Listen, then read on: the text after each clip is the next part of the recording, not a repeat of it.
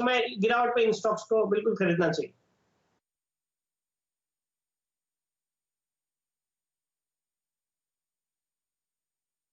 आपकी स्क्रीन पर आप देखें तो एसजीएक्स निफ्टी करीब 11,131, लेकिन आइए जरा एक बार देखते हैं कि टिक्स क्या आ रहे हैं। शुरुआती टिक्स निफ्टी करीब 85 अंक ऊपर 11,109 के स्तर पे और सेंसेक्स लगभग 355 अंक ऊपर 37,799।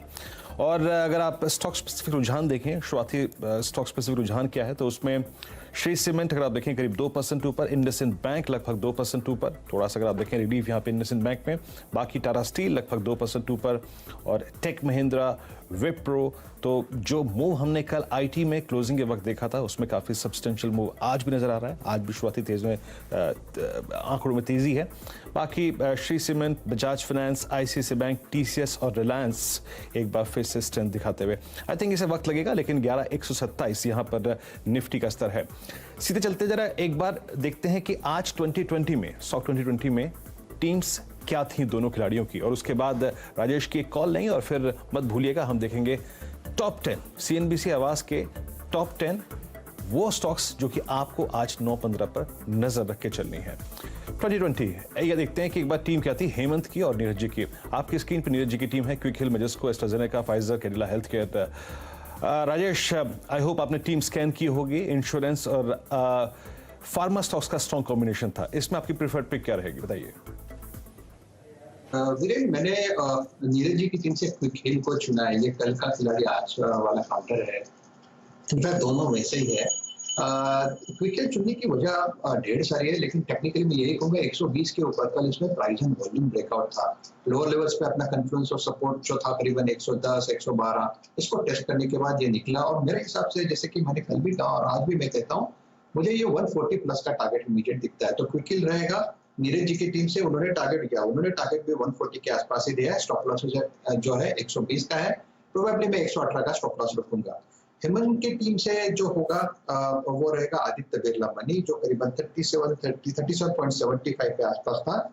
इसको मैं चुनूंगा। कल भी जबरदस्त विनर, कल क्लोजिंग के टाइम मुझे याद है 3:15 बजे आप तो थे ही, एक्सीलेंट मूव आया। मुझे लगता है आज इसमें फिर से एक्सटेंशन होगा। प्रोबेबली इसका जो टारगेट दिखता है मुझे, ये 45 से लेकर 46 तक का बनता है। तो नीरज जी की टीम से क्विक हिल रहेगा और हेमंत की टीम से एबी मनी। तो 10% का सर्किट वाला कैंडिडेट है एबीबी। आज फिर से बढ़िया तेजी ये स्टॉक दिखाएगा और शेयर बाजार में जो तेजी देखने को मिल रही है, आप देखिए उसका फायदा तो इसको मिलेगा ही। हांगकांग के बाजार 400 पॉइंट ऊपर है और पूरा एशिया अच्छा प्रदर्शन दिखा रहा है। तो चलिए आपको बता देता हूं अब कि कौन कौन सी खबरें हैं जिसके ऊपर आपकी नजर आज जरूर होनी चाहिए। एक रिकैप कर लेते हैं। तो बीमा कंपनियों के ऊपर रखिएगा नजर। डॉक्टर साहब एक बार दिखाइए।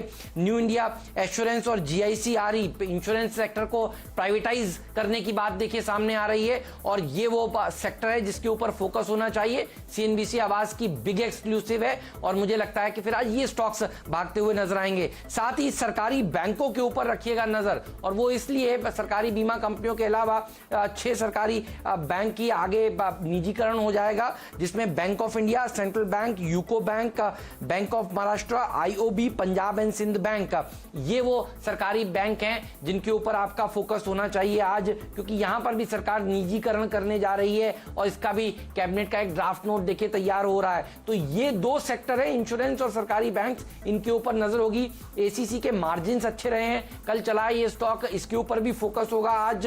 साथ ही HUL, Axis bank, Bajaj finance और बजाज फिनसर्व, ये निफ्टी की 4 दिग्गज कंपनियां हैं जिनके नतीजे आज आएंगे।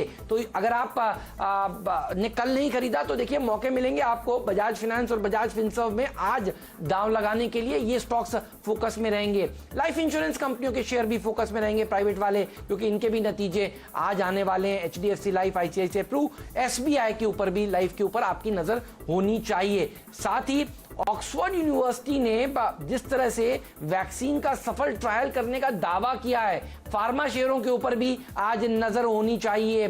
एस्ट्राजेनेका के साथ मिलकर देखिए ये वैक्सीन बना रहे हैं और इस खबर से दुनिया भर के बाजारों में रैली देखने को मिल रही है। तो ये वैक्सीन वाली थीम भी आज प्ले आउट होगी। मेजेस्को खुलते ही 5% का सर्किट लग जाएगा, क्योंकि अमेरिकी कारोबार उन्होंने 198% प्रीमियम पर बेच दिया है। इंडिगो ने 10% कर्मचारियों की छटनी करी है, इस खबर के ऊपर भी नजर होनी चाहिए। और विप्रो ने जिस तरह से ऑर्डर्स हासिल किए हैं, ये आईटी स्टॉक्स में इस खबर के चलते ये फोकस आज रहेगा। जुबिलेंट लाइफ साइंसेज, इसके ऊपर भी रखिएगा नजर, क्योंकि रेमडेसिविर दवा जो है उसको देखिए बनाने के लिए, मार्केट करने के लिए भारत में DCGI की मंजूरी बहुत जरूरी थी, वो इनके हाथ लग गई है। यहां पर राकेश झुंझुनवाला ने शेयर भी कल खरीदे थे और कल एक अच्छी रैली देखने को मिली थी। हम लोग आखिरी सौदा में इसकी चर्चा भी कर रहे थे। तो देखिए आज 4% ऊपर ये स्टॉक खुलने की तैयारी कर रहा है। लेकिन मेरी नजर है HDFC बैंक पर। ADR जिस तरह से देखिए भागे हैं वीरू, सारे के सारे जो प्राइवेट सेक्टर बैंक्स हैं वो आज फोकस में रहेंगे। और बैंक निफ्टी के ऊपर नजर रखिएगा। आप देखिए बैंक निफ्टी कहां पर सेटल हुआ है, तो बैंक निफ्टी में तेजी देखने को मिल रही है क्योंकि ADRs में अच्छी रैली देखने को मिली थी। और पिछले 2-3 ट्रेडिंग सेशन से शुभम जी हम लोग कह रहे हैं HDFC बैंक खरीद लीजिए। कल 1140 के आसपास भी देखिए यही चर्चा हुई थी। आज 2% की मजबूती के साथ HDFC बैंक भागता हुआ। आज के लिए टारगेट्स बताइए शुभम जी, आपके क्या नजर आ रहे हैं HDFC बैंक पर?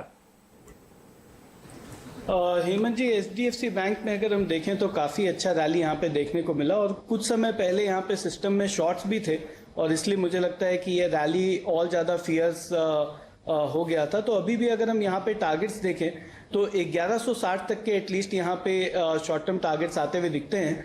तो मुझे लगता है कि अगर आज ऑलरेडी 2% ऊपर खुल रहा है तो एक छोटा सा स्टॉप लॉस मेंटेन करें 1125 पे, और 1160 का तो हालांकि पहला टारगेट था, लेकिन अगर थोड़ा सा अगर हम ट्रेड को पोजिशनली होल्ड करें तो 1200-1210 तक भी ये टारगेट एक्सटेंड होता हुआ दिखेगा। तो थोड़ा पोजिशनल ट्रेड है, बट HDFC बैंक को यहाँ पे खरीदने की राय।